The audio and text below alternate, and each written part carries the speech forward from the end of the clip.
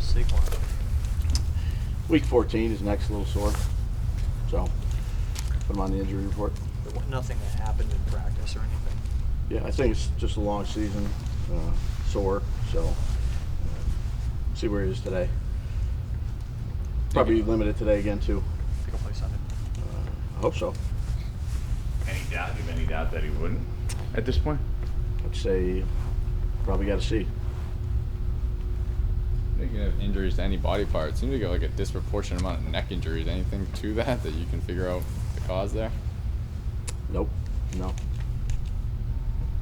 You think you can learn more about your players in a situation like this where you've had a little downturn versus when things are going great, and the kinds of players that you might, want to move forward with?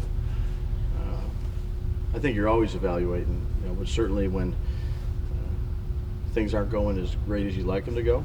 That's why we try to be consistent as our approach and really focus on that rather than the results. And what have some of your key guys, or all your guys, I guess, showed you so far, and how they're dealing with this slump, for lack of a better word? Consistency.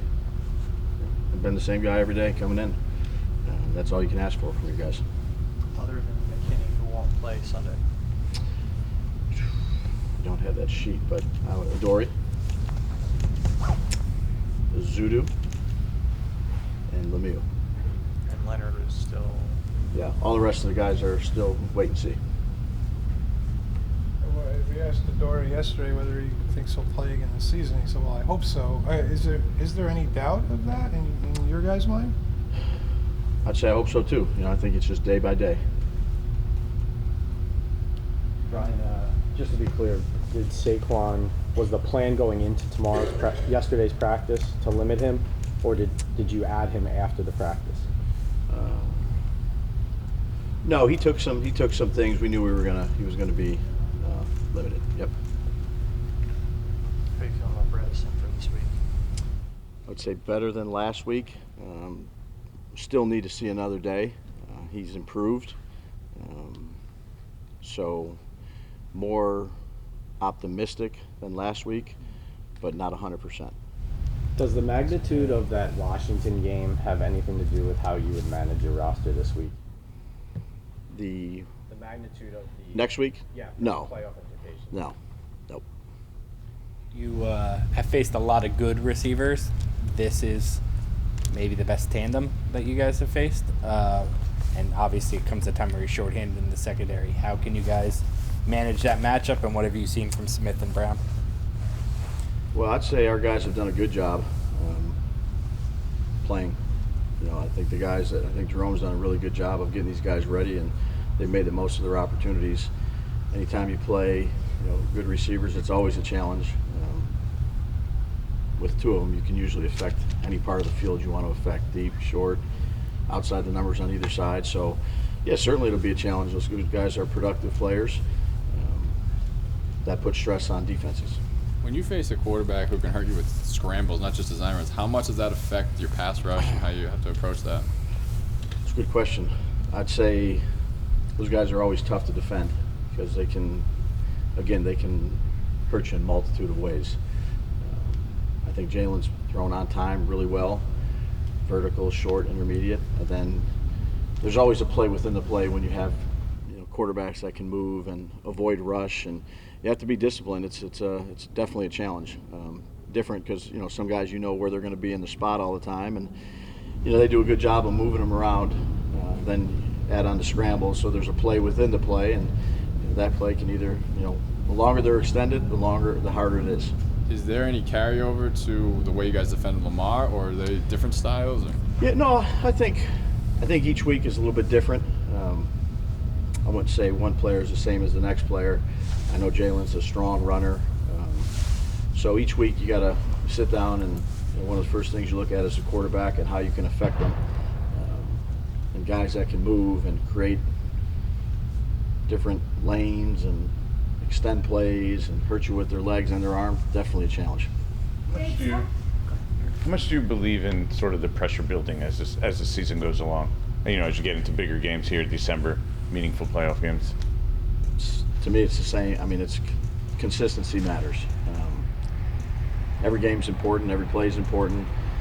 don't think you can get too high or ramp yourself up with one game, and then I think you just try to stay as consistent as you can with the things you need to do to win that game and go out there and try to coach and play the best you can. How realistic do you think that is with your players to have that, to have that approach in the season? Obviously, everyone's asking questions about playoffs, this, that, and Yeah, and those are questions you're going to get asked, but you got to focus on the most important thing, which is getting ready for this week.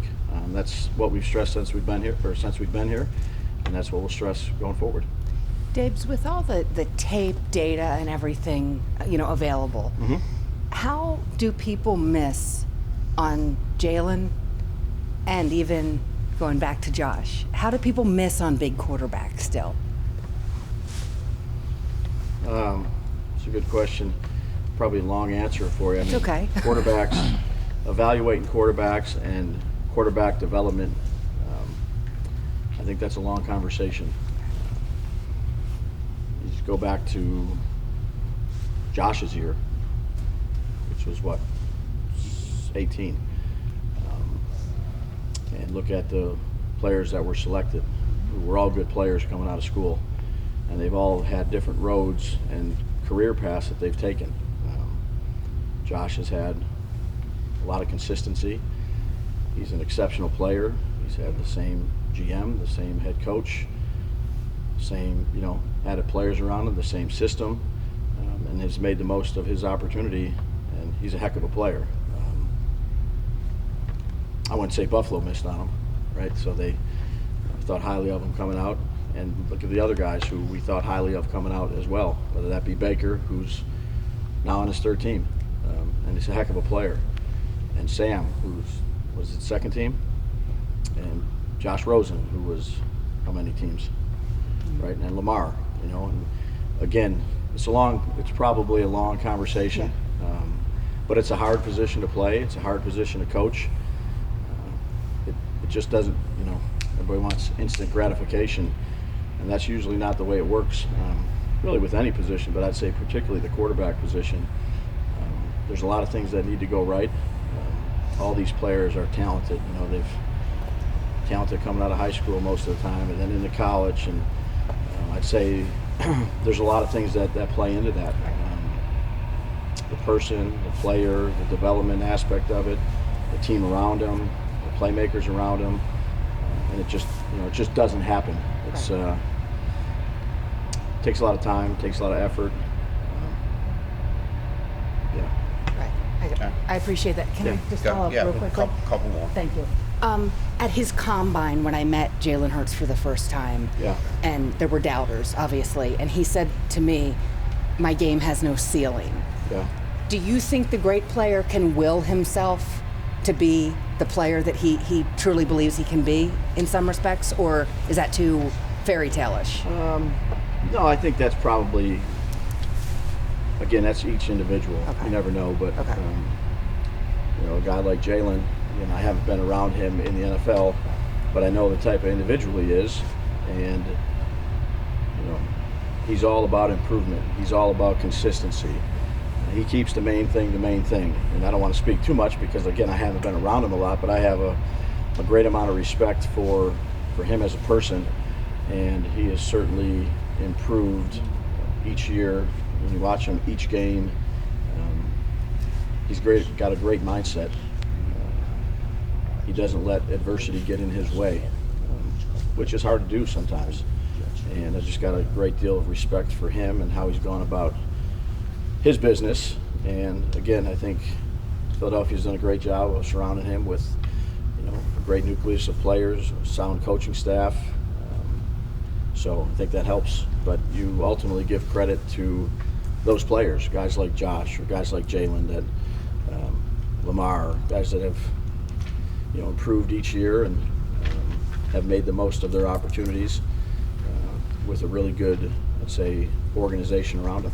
I know it's just been one day since we last talked about McKinney, but has he cleared any more hurdles? Anything getting closer to those hurdles? Real, probably the same thing as Same. yesterday. Okay. Yeah. Yep.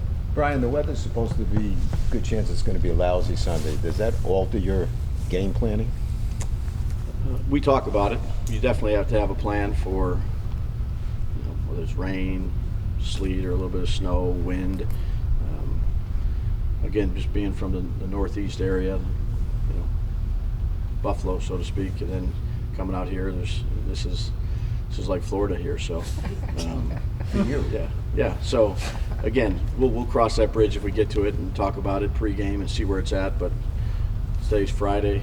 Usually those things change, you know, at least from my experience, a good amount. But aware of it, definitely.